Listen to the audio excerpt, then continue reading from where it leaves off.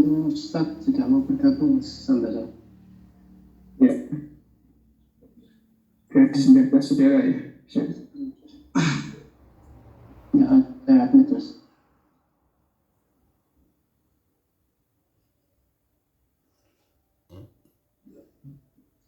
Oh, ini Mas Subianto kabarnya di Simon Boyolali, alhamdulillah sehat sekeluarga. Ini terima kasih Mas Subianto atas kabarnya.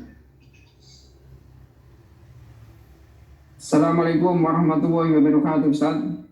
Waalaikumsalam warahmatullahi wabarakatuh. Iya, Ustaz. Iya, bagaimana kabarnya, Ustaz? Alhamdulillah baik, Mas. Panjenengan Alhamdulillah di sini juga dalam keadaan baik, sehat, Ustaz. Iya. Iya, untuk yang sudah bergabung pada malam hari ini, sementara yang sudah bergabung ini ada 20 saudara, Ustaz. Iya. Yang dari Korea ada 9 saudara, kemudian Taiwan ada 1 saudara, dari Hong Kong ada 4 saudara, kemudian Malaysia ada 1 saudara, dari Finlandia ada 1 saudara, kemudian dari Indonesia ada 4 saudara, Ustaz. Baik, sudah saya kira. Ya, Ustaz, bisa dimulai untuk kajian malam hari ini, Ustaz. Silakan, Ustaz. Baiklah teman-teman yang sudah online semuanya, mari kita mulai. Bismillahirrahmanirrahim. Alhamdulillah, salatu wassalamu ala rasulillah. Salam dari Al-Ustaz untuk teman-teman semuanya. Waalaikumsalam warahmatullahi wabarakatuh. Baik, seperti apa yang sudah kita rencanakan minggu lalu, dalam beberapa kali pertemuan kita akan berbicara tentang sains, teknologi, ya, yang terkait dengan Islam, terkait dengan Quran, Sunnah, dan sebagainya. Jadi untuk malam hari ini kita akan buka surat Al-Ahzab ayat ke-41 yang terkait dengan mengingat Allah dan gitu. Silakan. Quran surat Al-Ahzab surat ke-33 ayat ke-41. A'udzu billahi minasy syaithanir rajim. Ya ayyuhalladzina amanu dzkurullaha dzikran katsira. Wahai orang-orang yang beriman, ingatlah kepada Allah dengan mengingat namanya sebanyak-banyaknya. Iya, itu tambahan ya, kata-kata namanya itu tambahan ya, tapi dengan mengingat Allah sebanyak-banyaknya, maksudnya seperti itu. A'udzu billahi minasyaitonir rajim. Ya ayyuhalladzina amanu dzkurullaha dzikran katsira. Jadi wahai orang-orang yang beriman, sebenarnya ini yang seru itu adalah orang yang beriman, karena yang sudah pasti yang punya kepentingan untuk mengingat Allah itu orang beriman, yang bisa melaksanakan juga hanya orang beriman saja kan. Kemudian perintahnya adalah udzurullaha, ingatlah kepada Allah, dan itu kalian semuanya ingatlah kepada Allah.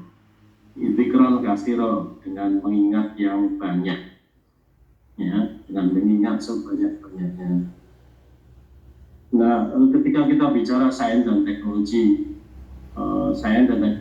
itu dikembangkan dengan menggunakan kemampuan instrumen otak atau akal, yang di situ ada bagian tertentu dari otak kita yang memiliki fungsi kognitif. Yang kognitif itu sendiri memiliki banyak level-level kemampuan. Ya, dulu sudah kita singgung, antara lain kemampuan mengingat, memahami, mengaplikasikan, menganalisis, kemudian mengevaluasi, kemudian yang paling tinggi tingkatannya itu adalah mencipta. Dan itu ya, mencipta.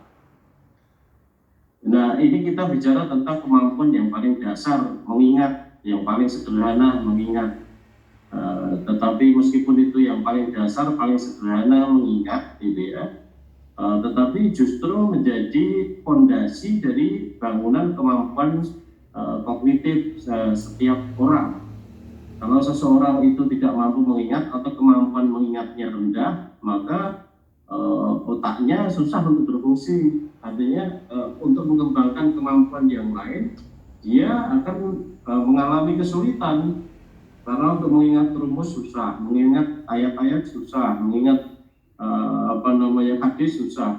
Kalau dia bertugas sebagai ustadz lupa dia bisa berfungsi. Bertugas sebagai hakim kodi ketika dia senantiasa lupa pada ayat, pada hadis yang akan dirujuk dan sebagainya, yang tidak berfungsi lagi dan sebagainya.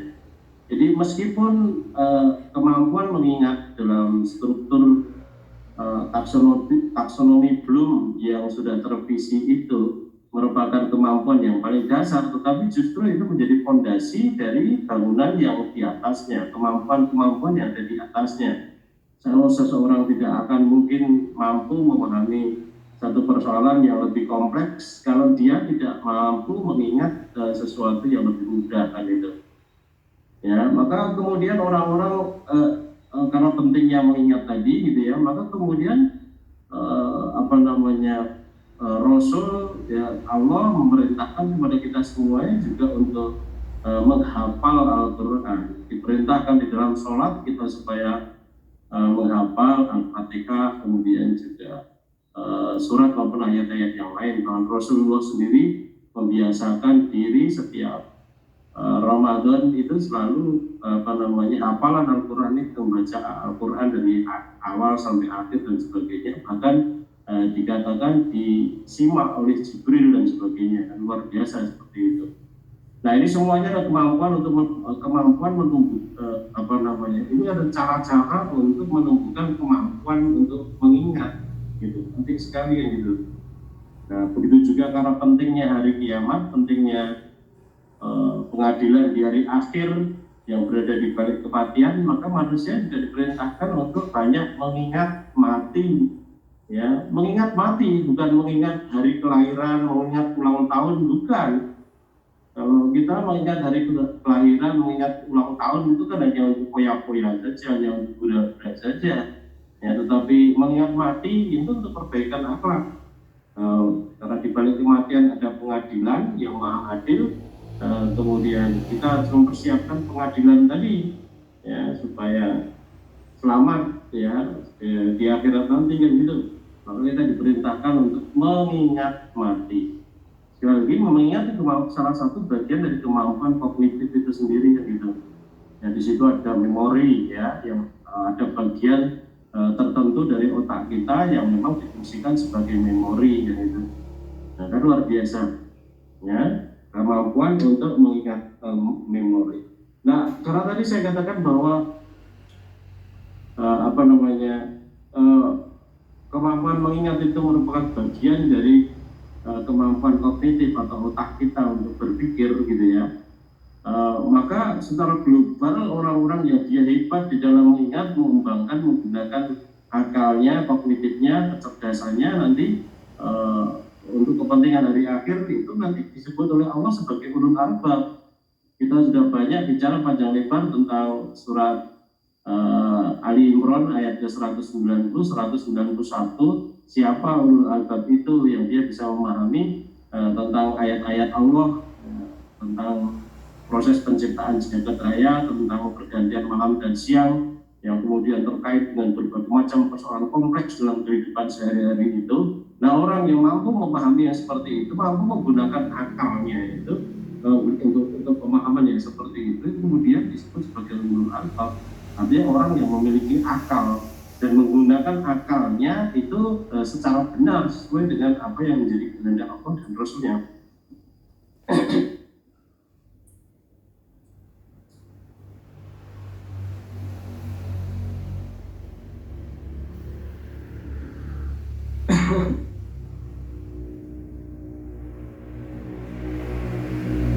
Nah, mestinya orang Islam yang memiliki Al-Quran itu harusnya ya seperti itu. Harusnya betul-betul menggunakan seluruh potensi akal yang dia miliki tadi untuk mempelajari ayat-ayat kauniyah sesuai dengan apa yang ada di surat Ali Imran ayat 190-91 itu, dan juga untuk memahami ayat-ayat kauniyah yang ada di dalam surat Shad ayat ke-29 yang sering sekali dikutip oleh Al-Ustadz Al-Madhum, ya, disampaikan kepada kita dalam rangka untuk mempelajari Al-Quran. Silakan. Quran surat Shad ayat ke-29. 29. Surat ke-38 ayat 29. A'udzu billahi minasy syaithanir rajim. Kitabun anzalnahu ilaika mubarakun liyadabbaru ayatihi wa liyatadakkaru ulul albab. Kitab Al-Quran yang kami turunkan kepadamu penuh berkah agar mereka menghayati ayat-ayatnya dan agar orang-orang yang berakal sehat mendapat pelajaran.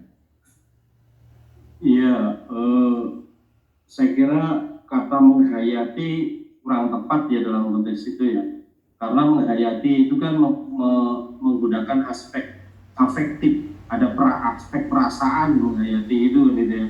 Tetapi niat baru tadabbur di situ menggunakan akal, menggunakan kognitif tadi itu. Maka kalau tidak diterjemahkan ya sudah dibiarkan saja sebagai tadabburi kan gitu ya.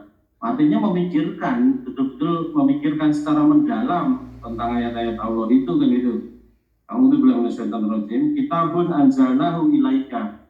Ya, ini sebuah kitab anzalnahu ilaika, kami turunkan dia kitab itu ilaika kepadamu wahai Muhammad gitu ya. Mubarakun, penuh dengan berkah. Artinya penuh dengan kebaikan dan juga kemanfaatan yang banyak kan itu. Dia baru ayat ini supaya ditadabburi ayat-ayatnya, supaya dipikirkan secara mendalam, dikaji secara mendalam ayat-ayatnya itu. Waliyatadzakkaru ulul albab, agar supaya mendapat pelajaran ulul albab, orang yang memiliki akal ya untuk memahami ayat-ayat Allah tadi gitu. Sekarang coba dibuka yang sepadan dengan itu tadi di surat Al-Imran ayat 190 tadi. Jadi di sini disebut orang yang mereka itu mempelajari secara mendalam, detail, menyeluruh ayat-ayat Allah itu diberi titel oleh Allah sebagai ulul albab, diberi julukan oleh Allah sebagai ulul albab di sini. Orang yang berakal dan itu hanya menggunakan akalnya itu dengan sebaik-baiknya sesuai dengan kehendak Allah. Terus Quran surat Al-Imran ayat 190 dan 191. 190 saja. Oh iya, 190 saja. A'udzu billahi minasy syaithanir rajim. Inna fi khalaqis samawati wal ardi wa ikhtilafil laili wan nahari la ayatin li ulil albab. Sesungguhnya dalam penciptaan langit dan bumi dan pergantian malam dan siang terdapat tanda-tanda kebesaran Allah bagi orang-orang yang berakal. Ya, jadi sama persis seperti apa yang ada di dalam surat Shad ayat ke-29 tadi. Allah juga menggunakan istilah ulul albab ya untuk orang-orang yang mereka itu mampu mempelajari, memahami ayat-ayat kauniyah ini tentang proses penciptaan alam ya. Di sini dikatakan dengan khalqis samawati wal ard, artinya alam semesta ini ya. A'udzu billahi minasyaitonir rajim. Inna fi khalqis samawati wal ardi wa ikhtilafil laili wan nahari la ayatin li ulil albab. Ya, sesungguhnya di dalam proses penciptaan langit dan bumi dan proses pergantian malam dan siang, ya, malam dan siang itu terdapat tanda-tanda bagi orang yang berakal. Artinya kalau orang yang dia akalnya sehat kemudian menggunakan akalnya tadi untuk betul-betul memikirkan tanda-tanda kekuasaan kebesaran Allah di semesta alam ini melalui dua proses itu gitu ya, maka hanya orang-orang yang mereka itu hanya yang mendapat julukan ulul albab itulah yang akan mampu melihat tanda-tanda kebesaran Allah di situ, mampu mendapatkan pelajaran dari apa yang dia pelajari tadi, dapat ibrah, mendapat kebaikan, kemanfaatan, barokah dari apa yang dia pelajari tadi gitu. Nah, nampak sekali sebenarnya paralel, Islam mengajarkan betul-betul paralel ya untuk mempelajari agama sekaligus juga untuk mempelajari hal-hal yang lain yang bersifat kauniyah atau kealaman itu gitu ya. Sayangnya umat Islam justru yang terjadi adalah sebaliknya.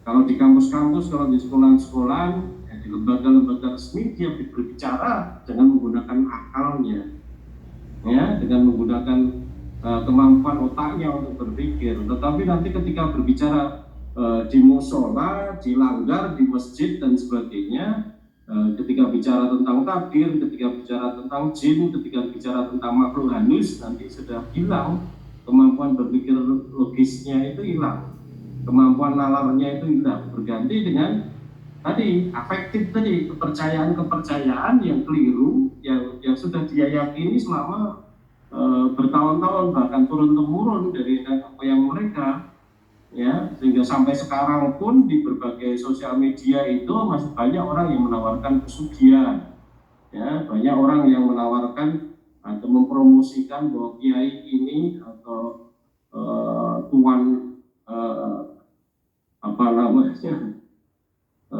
cengho misalkan gitu, itu ahli untuk menebak togel di apa namanya di togel Singapura atau Hong Kong atau Sydney dan sebagainya. Nah itu semuanya bohong, itu sesuatu yang gaib yang orang ketemu sunatullahnya dalam konteks itu. Manusia dibatasi oleh sunatullah kemampuannya kan gitu. Nah, berpikir logis itu berpikir yang dibangun di atas landasan sunatullah itu kan gitu ya. Nah, maka dari itu seharusnya umat Islam ini lebih banyak menggunakan akalnya untuk akal